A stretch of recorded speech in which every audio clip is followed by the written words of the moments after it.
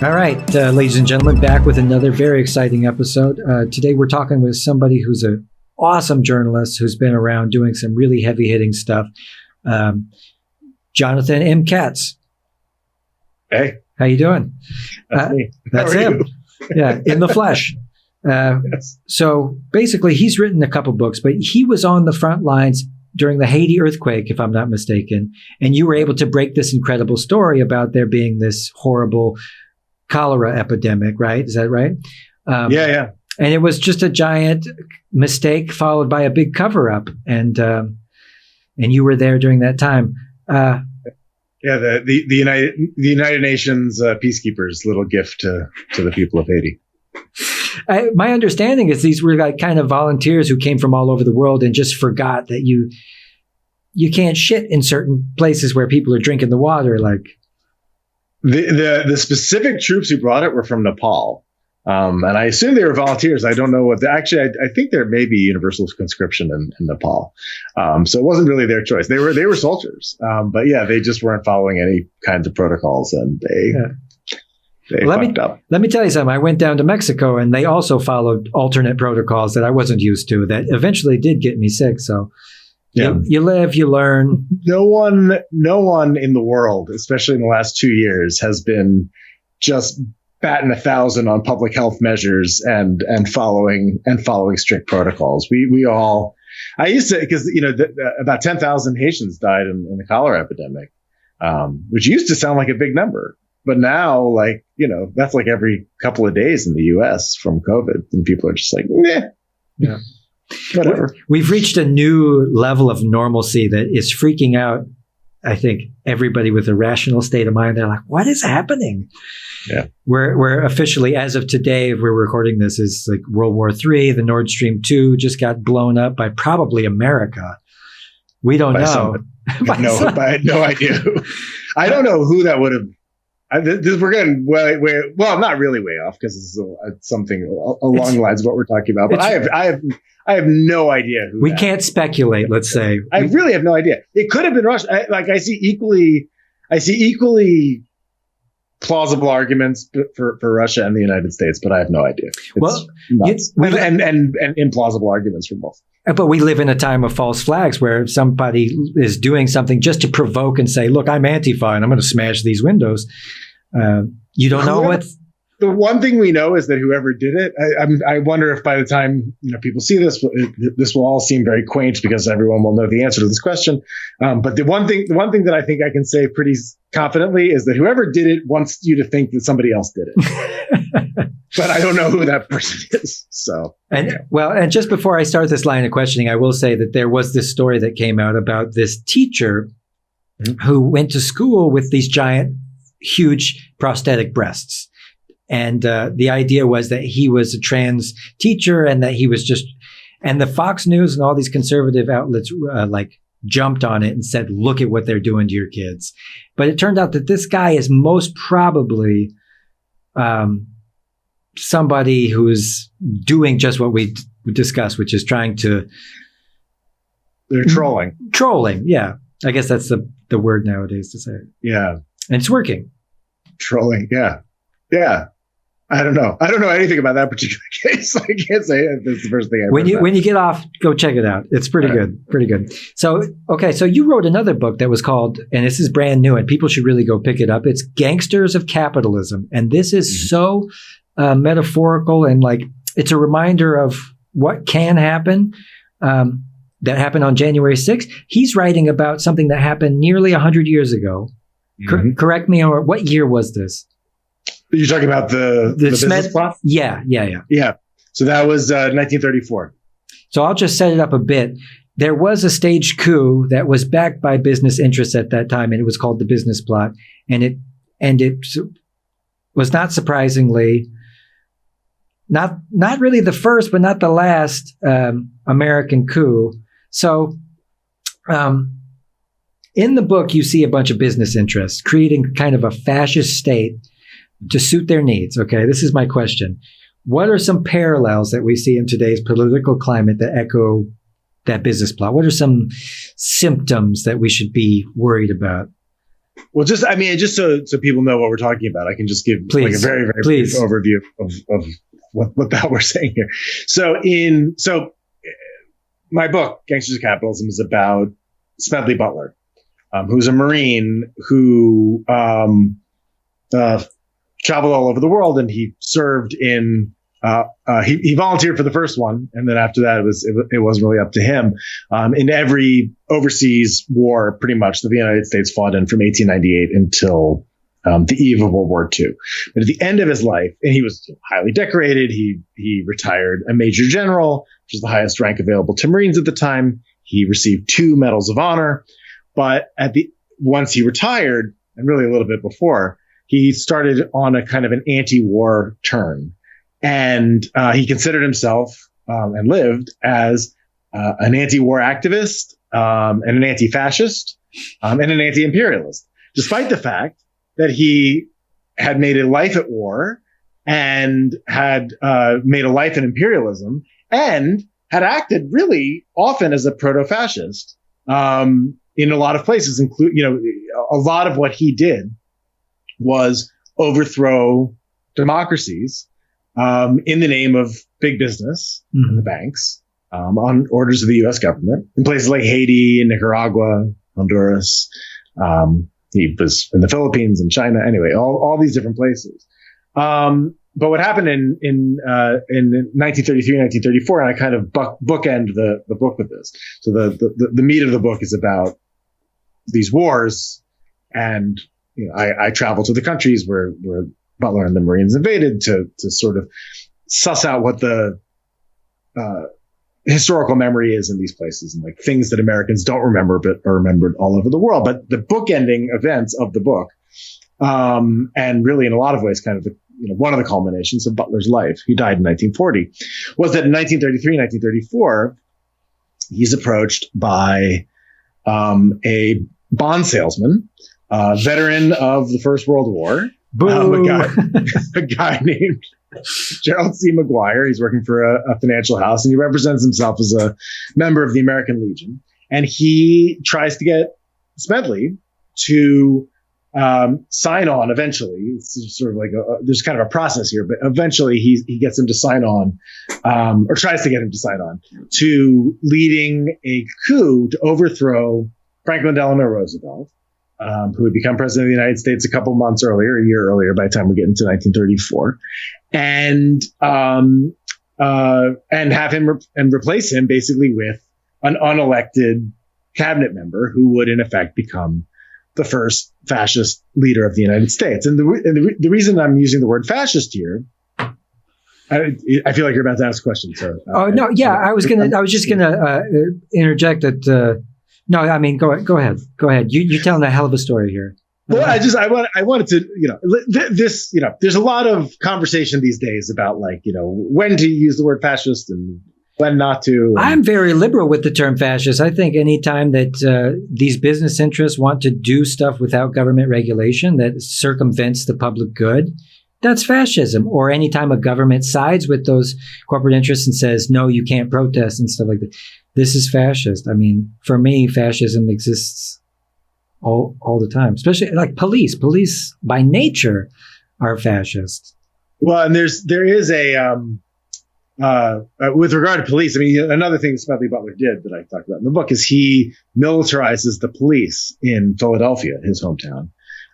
He takes a break from the Marine Corps to basically fight bootleggers. And he does so using military tactics. And he is denounced by, a lot of Philadelphians as acting like a military dictator. So there's definitely aspects of that. And, collusion with, and, organization with, there's different ways of, I don't want to get too academic here, but there's different ways of sort of understanding the role of businesses, private business in fascist states.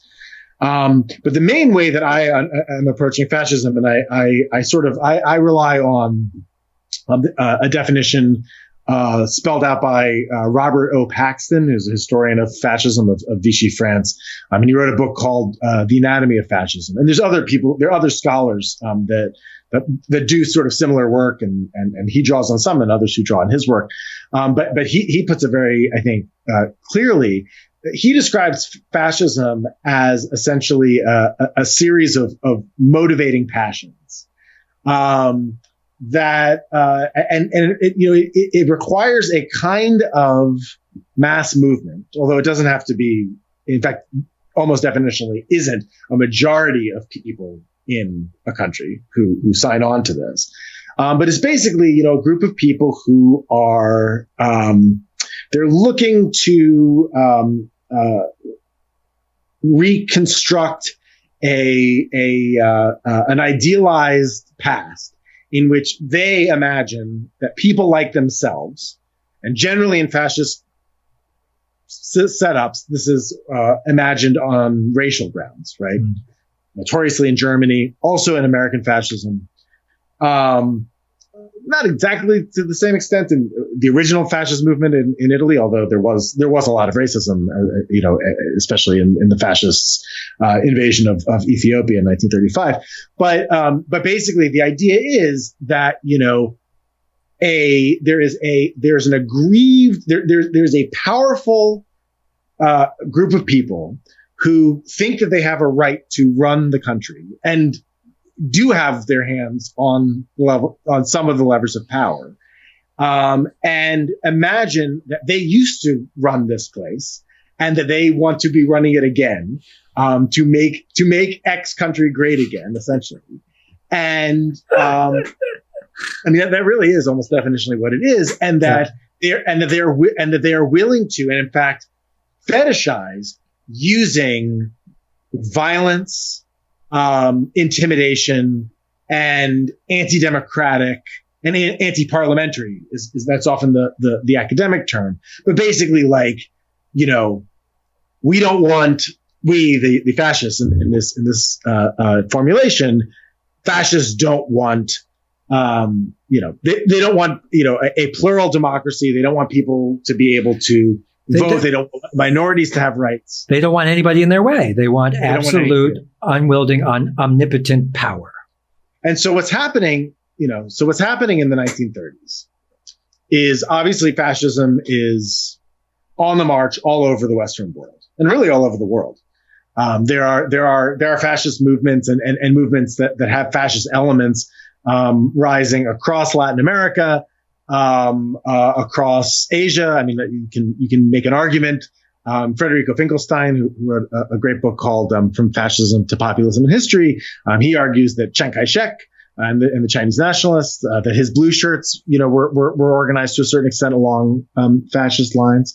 And to a lot of people at the time, the only, it seemed like liberal democracy had failed. And this is also a thing. So just to sort of wind around circuitously to your question, this is the thing that I think that we can definitely see today, right? Yeah. There's a broad perception that liberal democracy has failed, that capitalism has either failed or is under serious threat. Yeah. And that essentially, and to maybe put it even more succinctly, that a system in which a liberal democracy is organized along capitalist lines, that is on its way out. In the 1930s, the reason why people thought that, the early 1930s, was because of the Great Depression, and because of the previous World War. It was essentially and of course that World War involved a lot of autocracies, but there was generally a feeling that the major liberal democracies, France, the UK, the United States, and Germany at that point had in the aftermath of the First World War become a democracy in the Weimar Republic, and the idea was that essentially these liberal democracies were dinosaurs. They were falling apart, and something was going to replace them. And that something was either going to be communism as seen in Russia at that point with the success of the Russian Revolution, or fascism as seen in Italy and Germany. And Gerald Maguire, the guy who tried to recruit Smedley Butler into the business plot, had toured Germany, Rome. He was in Mussolini's Rome, and in Berlin. Shortly, Hitler had just become chancellor and was about to back when you could say that Hitler, he's a nice guy. He seems some nice. People said that. Some people said that, and Joe Maguire was one of them. Yeah. There's still people around today. But, unfortunately, yeah. Jesus Christ. But anyway, and then most importantly, Maguire goes to Paris, and it's actually in Paris that he says that he has found the kind of organization that he wants Butler to lead. He's referring specifically to a group called the Croix de Feu, the Fiery Cross, which was led by a Colonel Leroc, who was a veteran of the First World War and was sort of organizing kind of an ultra nationalist, kind of cross between soccer hooligans and the American Legion. But what really interested Maguire about the Croix de Feu, and he met with the Croix de Feu, supposedly at Notre Dame. What really intrigued him about it was that 6 weeks actually, before he was in Paris, there was a riot at the French legislature, the Palais Bourbon, where a whole bunch of groups, some of which were even more explicitly fascist than the Croix de Feu, the Action Française, and there were also, kind of various nationalist groups. There was one group of revolutionary communists because they have to get. And they didn't have that reputation at that time. They could still live freely amongst everybody else. Well, this is the 30s.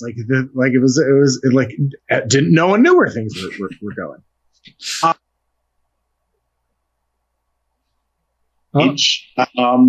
Kind of a mass. They try to rush the parliament. And what they're doing is they are trying to keep a liberal democratic prime minister from taking power. He's been elected. That party has won a plurality in parliament, and they don't want him to be seated. And they're animated by a whole bunch of things, including an anti-Semitic conspiracy theory. There's a lot of kind of anti-Dreyfusard, from the Dreyfus affair, that sort of seminal event in the history of French anti-Semitism. There's a lot of people. There's a lot of people with direct connections to that moment in this, and they rush the parliament. They battle the police. Most of the people who die are these fascist rioters, but they scare the hell out of everybody in France. And the immediate effect of this, which is the thing that Gerald Maguire, the bond salesman, what he recognizes is that the liberal, sort of the center leftist, does not become, or he's forced to step down and dissolve his government, and a conservative, not a fascist, but a conservative, takes power instead of him. And what's happening all over Europe at this moment, and Americans are watching this, especially Americans who are politically engaged, and have contacts on both sides of the Atlantic, which a lot of businessmen do. What they're seeing is the same thing happens in Italy, the same thing happens in Germany. You have the fascist party makes kind of an alliance of convenience with conservatives, traditional conservative elites, and businesses. And they try to sort of, they use that alliance to gain power. I think I'd like to try me some of that fascism. Well, and the conservative elites are sort of, they're living in the same milieu, and a lot of the things that inspire the fascists are inspiring them, especially a strong anti-communist an allergy to anything that they can see as socialism. I think that the parallels today should be obvious by now, but what's happening is, in all these different places, you have, in Germany, for instance, where you are, but I'm not where you are in Berlin, but in the Reichstag, the Nazis can't get power on their own. They have to make a coalition. And Hitler has to be appointed chancellor by Hindenburg, who is not himself a fascist, is sympathetic in some ways to some of the fascist things, but he's just an old junker. He's an old, kind of semi-royal. He was a royalist originally, conservative German, and he's basically like, he's convinced to do this by von Papen and these other sort of German conservatives, and they're basically like, let's use this Hitler guy. He will diffuse any kind of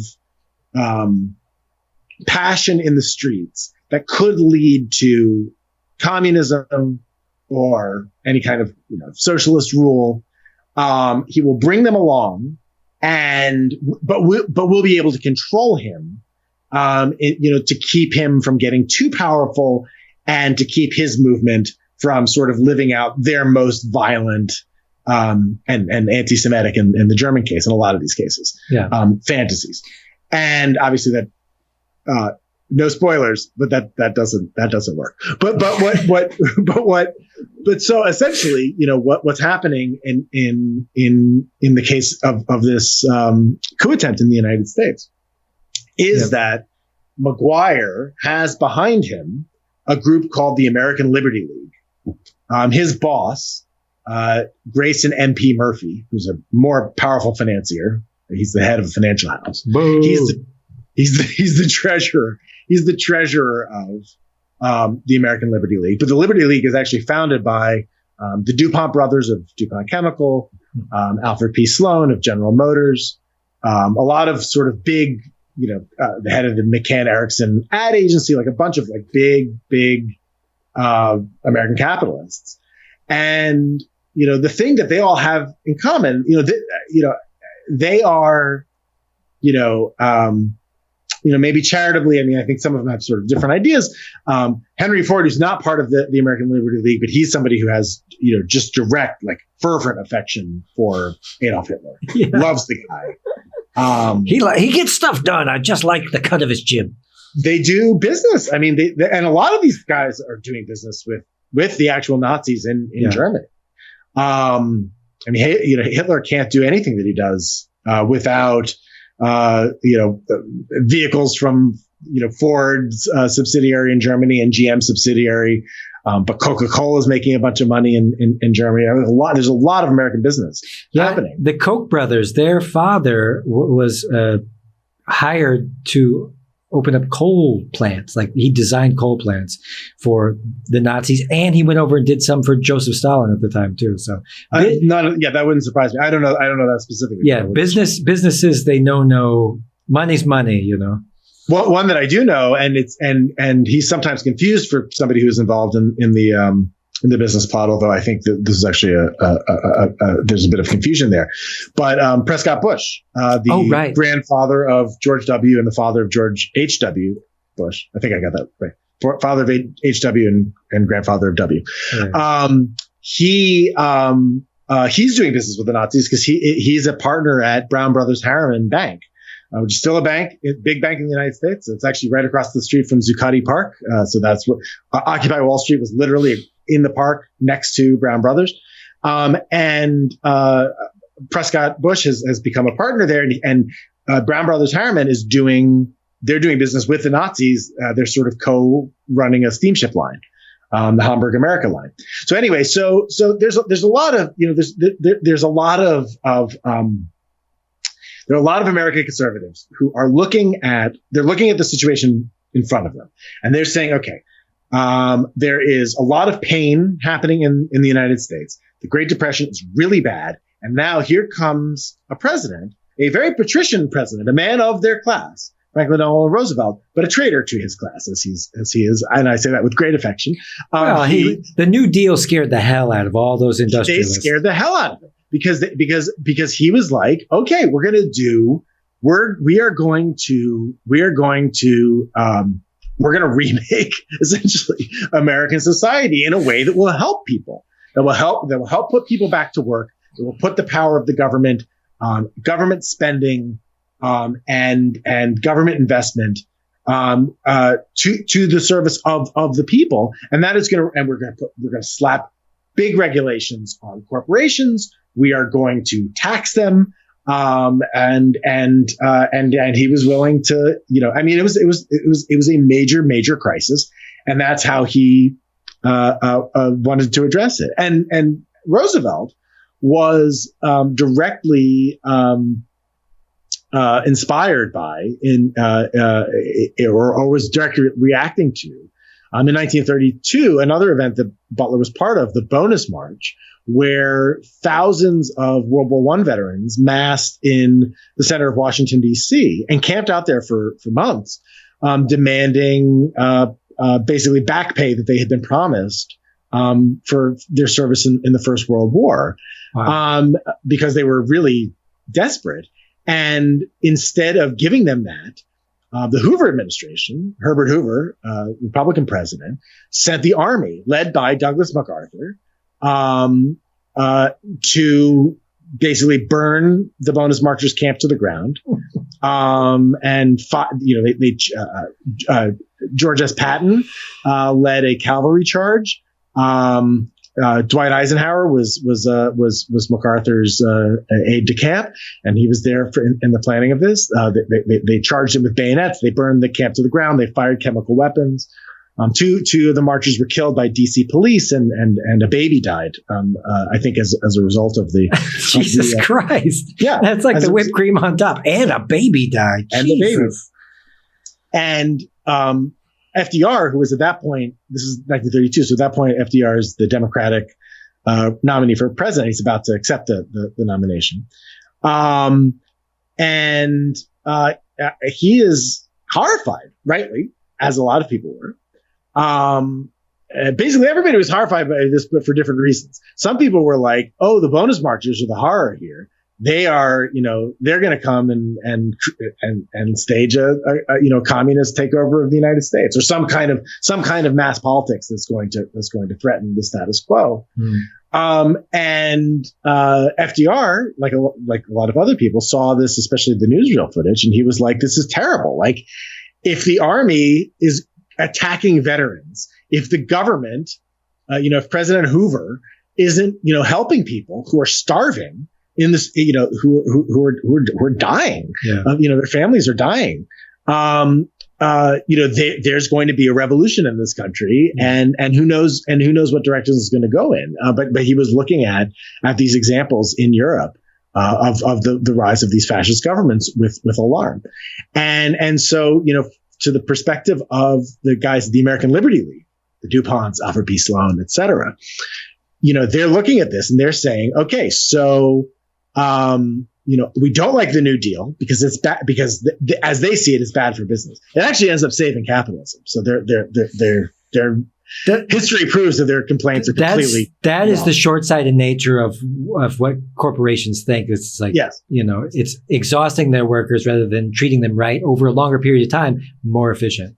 Exactly. But then they're like, this is bad for business. That FDR, he's just the Bolshevik. Like he's just gonna turn us into the Soviet Union. And they see, this sort of mass hunger for change in the streets, and they want to harness that in the same way that the conservatives in Europe did. And they want to basically put a fascist in power. And so they want, and they want to use Smedley Butler because they see him as a populist. He was a populist. He was a soldier's general. Like his Marines loved him. And throughout his career, and there's lots of examples of this in my book, but, he could just get anyone to follow him anywhere and do anything is what it seemed like. And so they wanted to get that. They wanted to harness that. But Butler, fortunately for everybody, does not go along with this, and instead goes to Congress. Squeals. Yeah. Yeah. Good. And he says, and he tells them everything that he knows, and he tells them everything that he's learned, and they investigate, and they call Joe McGuire to testify. No one is held accountable in any way, but it seems that and possibly, it's not clear exactly how far along the planning for this coup had gotten, but however far along it got, the attention that Butler brought to it in the press, even at the expense of his own reputation, because he is mocked by essentially the corporate press, the New York Times, Time Magazine. They try to make him into a laughingstock, but nonetheless, that publicity, that spotlight that he shines on this, seems to be enough to get let's say it bought you some time before the capitalists tried it again and again and again. Yeah. Which is what we're going through now. And let it be said that I don't know if you agree or disagree, but fascism seems to always come after some great economic strain where it's an opportunity to have kind of fervent emotional politics come in. And I wanted to ask you, your comments on this idea that the newspapers were this, or let's say newspapers, magazines, television, or not television came later, but film. Film was a huge integral part of propaganda for all these fascist people. And because of something's new, it's more visceral, I think. And so now we have the internet, this newfangled thing. So this new mode of propaganda is more, again, it's more visceral. And people are more easily duped into believing kind of what's going on that. And so do you think we're in worse shape or better shape than we were back then? That's a hard question. So there are even more parallels than that. So you have an economic downturn, and oftentimes there's some alleviation of the economic pain that precedes the rise of the fascist party. The other thing is, and I think this is even more common, is a previous war. Because you really need a war to get a real fascist movement, or something that resembles a fascist movement, going. Because first of all, you need a lot of youngish, disaffected men who've been through some stuff, and and one of the things that 20th century fascism was all about. This is all about trying to recreate the kind of camaraderie guys felt in the military, and the war that all these guys fought in was specifically World War One. Mussolini's in World War One. Hitler's in World War One. He was a corporal. That's why Winston Churchill used to mock him by calling him the corporal, because that was actually the highest rank that he had achieved in the German army before he then, declared himself God. But also imperialism and imperial wars. Any country that has had a fascist movement has had some experience crushing generally an external foe or an external people who they are told are inferior or not just inferior but pernicious, right? The idea is that these foreigners they're inferior to you, but they're also possibly more cunning than you, and they're taking our stuff, and they're taking your stuff, exactly. And that that is so in Germany, for instance, Hannah Arendt in The Origins of Totalitarianism, she writes a lot about how the practice for Nazism, the practice for the Holocaust, happens in the German Empire, especially in Africa, in German Southwest Africa, now Namibia, with the genocide of the Herero, and generally. So generally speaking, Frantz Fanon and Aimé Césaire to kind of Pan-Africanist philosophers from the French Empire. They're from the French Caribbean, and they see in Hitler, somewhat after the fact, but they see in Hitler what Franz Fanon ends up putting in as an aphorism, that basically fascism is colonialism as practiced in the heart of a traditionally colonialist country. And that is something that I think, again, you can very, very much recognize today. In the United States, I mean, we've been at war forever. We've been at war almost since we were founded as a country. 300 years, yeah. Pretty much. And even before, yeah.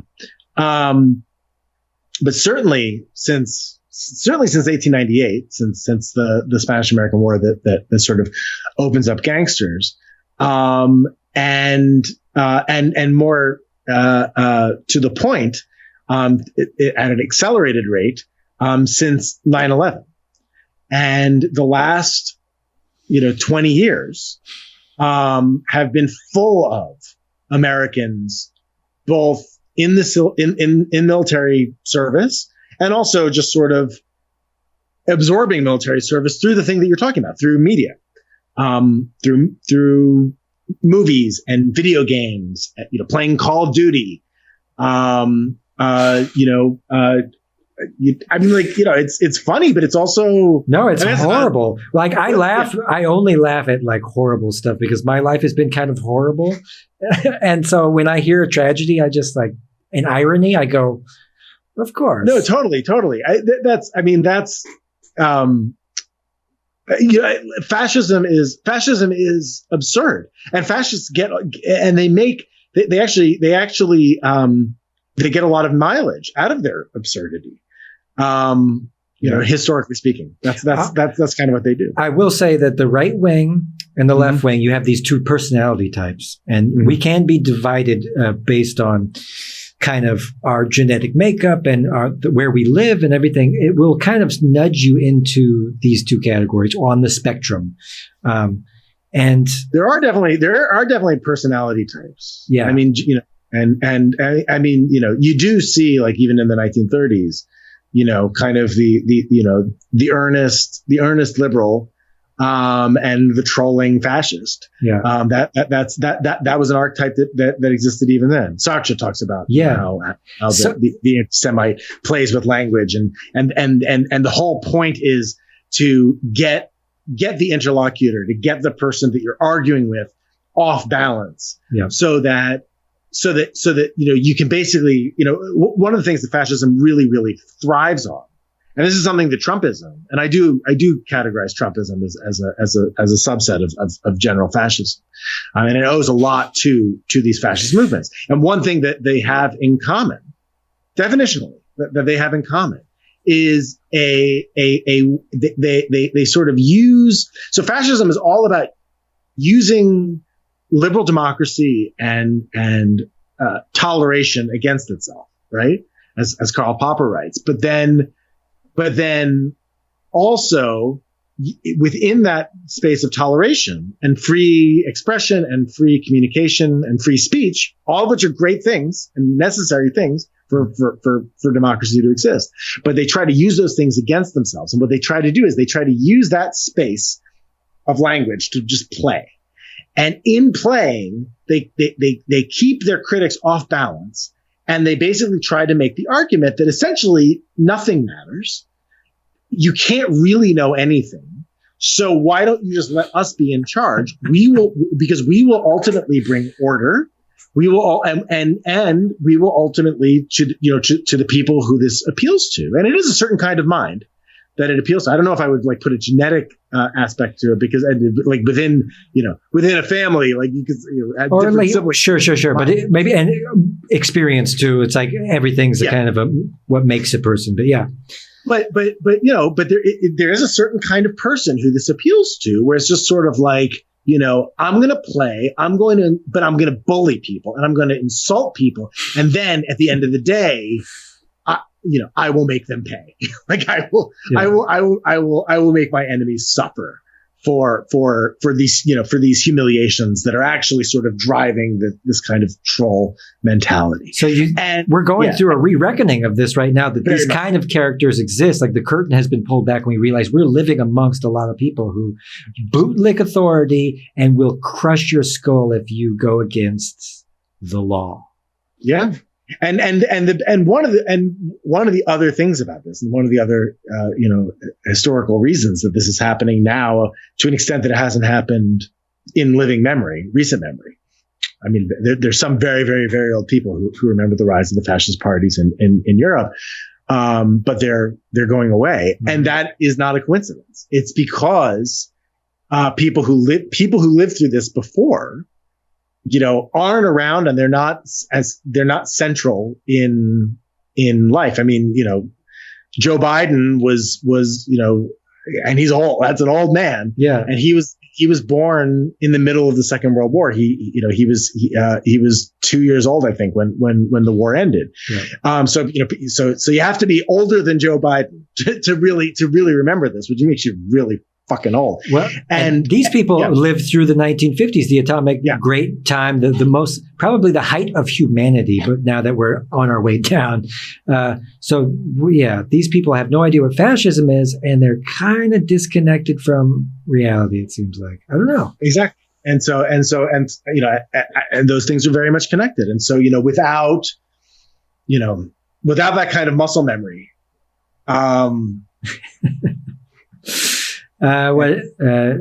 those that don't know history are doomed to repeat it, or so Santayana said. Something like that. Yeah, but it's I don't like, but I would say that this maybe is a case where that notion applies. I mean, it's just because well, so this is the thing. I guess maybe this is the one place where I would disagree with that particular formulation. Is that history doesn't repeat. And that is not, when you're talking about fascism, that's a very bad thing, because the historical version of fascism rose, took over a couple of countries, started a war, and then was destroyed in that war. It lost that war. And so the problem with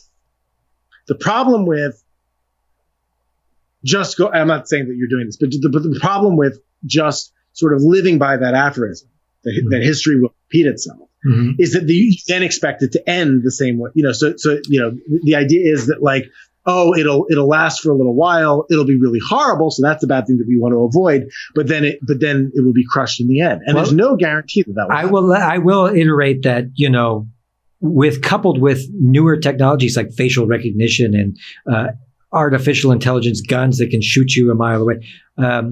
Fascism could rise very easily right now. We could really find ourselves in a dystopian nightmare to the likes. I mean, we're just in a very different world than they were. And then just because of technology, I mean, another piece of technology that's very important right now is nuclear weapon.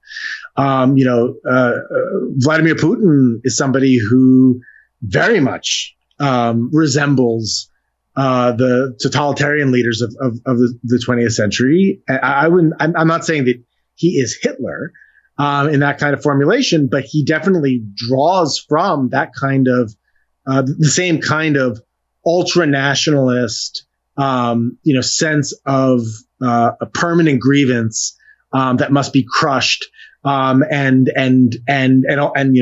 as he's showing in Ukraine right now, it's all about, sort of abrogating, the idea that Ukrainians are a people, that they have a right to exist, that they have a right to self-determination.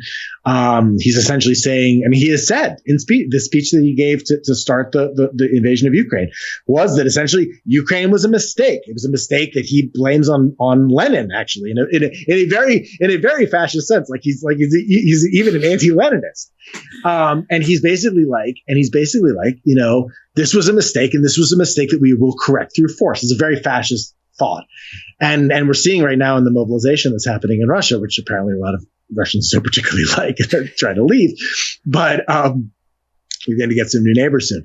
But if you haven't already. They're here, yeah. But the Russians are coming, but in a good way. But yeah, anyway, so Yeah, I mean, but what I was going to say was, like, in terms of technology, is that, like, the problem is that, when Mussolini or Hitler, or the Imperial Japanese, the Americans weren't fascist, but we were an imperial power, yeah. as was the UK famously. Yeah. When essentially what I'm kind of rambling here, but I love it. Let it go, baby. Let it go.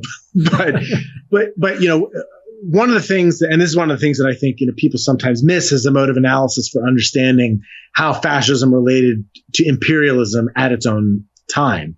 The fascist countries tended to be revisionist powers, as they're known, right, in like international relations theory. So you had this doesn't mean that that like British and American imperialism was better than than German or Italian imperialism. I mean, you can compare different things. Obviously, the Holocaust is the worst of all of them. Sure. But ultimately, but essentially, what's happened at this moment is that the British Empire is the biggest. They control a lot of the world. The French Empire is sort of second. The American Empire is also arguably a revisionist power, but because the Americans are operating in a different hemisphere, and this, especially in the things that I'm talking about in Gangsters, it doesn't operate along the same revisionist logic, because essentially the Americans just sort of take over the old Spanish Empire, and sort of act in some ways as an establishment empire in some ways. Well, I mean, for the difference is, like, with the empires before, they had the empire now is like, it's soft power. It was what America did, but before, the French and the British in the 1800s, they were just by force, by an obvious dictatorial force. Well, I mean, I don't think, like, from the perspective of somebody in Haiti or Nicaragua who's getting invaded by the Americans in the period that Smedley Butler is operating, I don't think they would consider it necessarily soft. True. Yeah. But and even today, I mean, but today still, like, the American Empire, we're still an empire. The American Empire still operates according to this sort of mix of hard and soft power. Yeah, you've got a lot of I mean, even in the 20s, it was also like music and culture and literature. And will kill you. And movies, and will kill you if you're the wrong people. If your number comes up and you're the wrong people, if you have a thing that we really want that you're not just going to give us, then maybe we're just going to kill you and your entire family.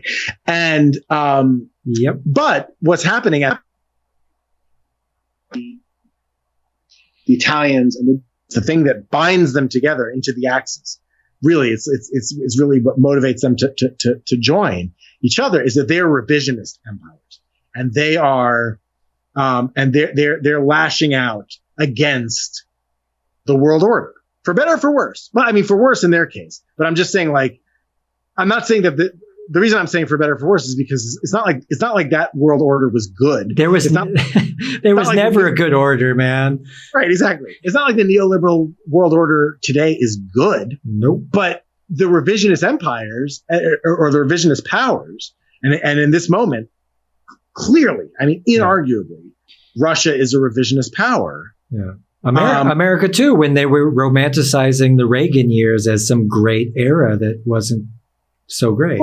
But we're just the power. We're just the hegemon. Yeah. We're just the power. I'm not saying that we're good. I'm just saying that, like, we run the system. We're at the top of the pyramid right now. That basically calls the shots almost everywhere in the world. It doesn't mean the thing that is directly a decision made by the United States, something like that. But it does mean that there's no entity in the world that is as powerful as the United States government, because there's also no entity in the world that is as influential in diplomacy. No institutions in the world that are as controlling in terms of global finance, as the World Bank and the IMF, both of which really end up, being part of, the World Bank is based in the United States, the IMF as well, although the head of the IMF usually comes from Europe. But and again, it is very easy to overstate this idea. Like, it's not like the World Bank has its like hands in every single pocket in the world. It's just that it is the most powerful. If you're the government of the United Arab Emirates and you want to do a thing, like, you essentially have to get at least the tacit buy-in. If you want to do a thing that is going to have, an effect on anyone outside of your borders, you're going to have to do something. You're going to have to basically get at least the tacit buy-in of the United States government and these U.S. run institutions. Wow. Okay. And again, I want to be really clear here, because it's so easy. It's so easy for people to then hear that and say, like, thus the United States like runs the UAE or runs all. No. There's lots of different people in the world doing lots of different things. They all have agency. And believe me, if the United States could, if anybody in the United States could actually control everything that happened in the world would be a very, very different place. Again, I don't know for better or for worse, probably honestly for worse. But what's happening right now is that Vladimir Putin, in particular, and there's other actors, there are other kind of revisionists, including China and India, specifically. But Putin he's the gold medal winner, for 2022 in terms of just trying to fuck up shit in the international order. I think undeniably, I think he wins that in a landslide.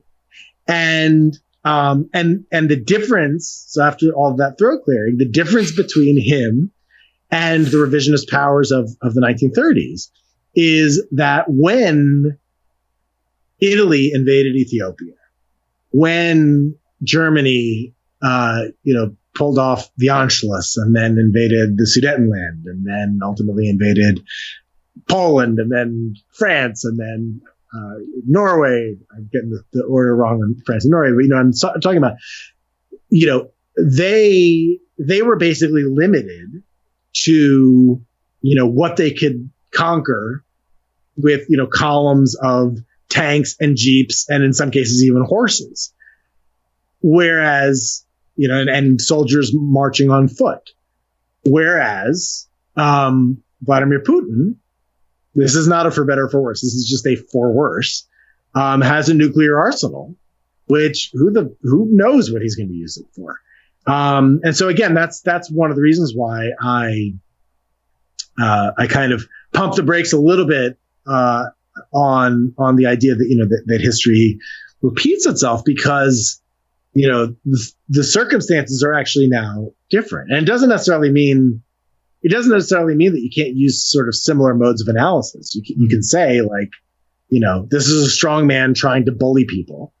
But it means that, like, okay, well, we need to think long and hard about how we're going to respond to this, because he has capabilities. If Hitler had the capability, he probably, he would have done it. That's absolutely true. He definitely bombed London.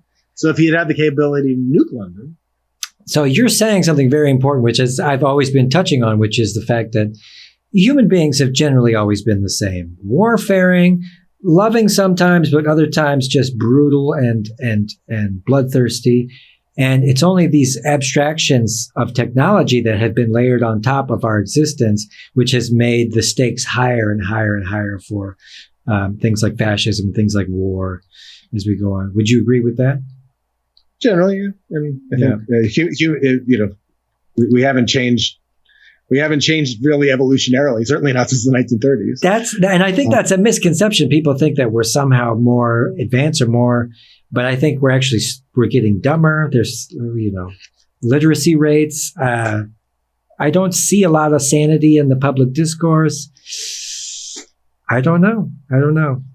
It is this is what's scary. This is what's both scary and exciting about being alive.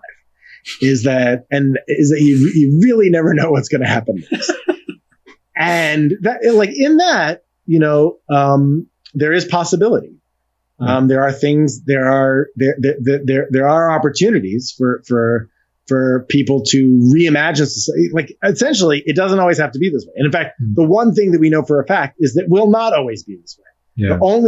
The one constant is that things change. You sound like you got a shred of hope left there. I don't know how I could operate without it. You'll know when I have no hope left because you won't hear from me anymore. Yeah, I won't be. To be perfectly honest, there's always a chance. Yesterday, I'm just going for a walk. I got stung on my scalp 5 times by a wasp. I'm just minding my own business. Life, you never know what's going to happen next. You never know. Yeah. Well, we've been talking now a good 50. La vida te da sorpresas. Like the life gives you surprises. Like the Ruben Blades song goes. Where was he from? Panama. Speaking of American Empire. Cool. Panamanian. He's still around. Central America, man. We left our mark on Central America for sure. I call them Blades. I actually have been corrected in the past. It's actually Ruben Blades. I think you're actually supposed to pronounce it the American way. Interesting. But I learned about him in the Dominican Republic where they call him Blades. So it's fine. I love too. I want to talk to you again because you got to travel so much with your work that I love traveling. That's my thing. Well, we did overtime. You came and you conquered and you went overtime. So that's cool. We did. My shop steward will be in touch. I gotta collect my overtime here. Well, let's say goodbye to these people. We'll chat afterwards here. All right. Bye, everybody. Thanks to Jonathan M. Katz. Go check out Gangsters of Capitalism. Yeah, I was gonna say, yeah. Gangsters of Capitalism, the book, and I've got a newsletter. It's called The Racket. You can find it at theracket.news. News. And you can find me on Twitter, way too often, at Cats on Earth. I think those are the best places to find me. Yeah. Go get these books. He's written 2 books. He's also writing a column. He's constantly active. This is a cool MRFer. He knows his stuff. And I just had so much fun talking with this guy. We're going to have him back. Not too long of a time at all. I'm going to keep bothering him till he comes back. Okay. Thank you. This is great. All right. Ciao, everybody.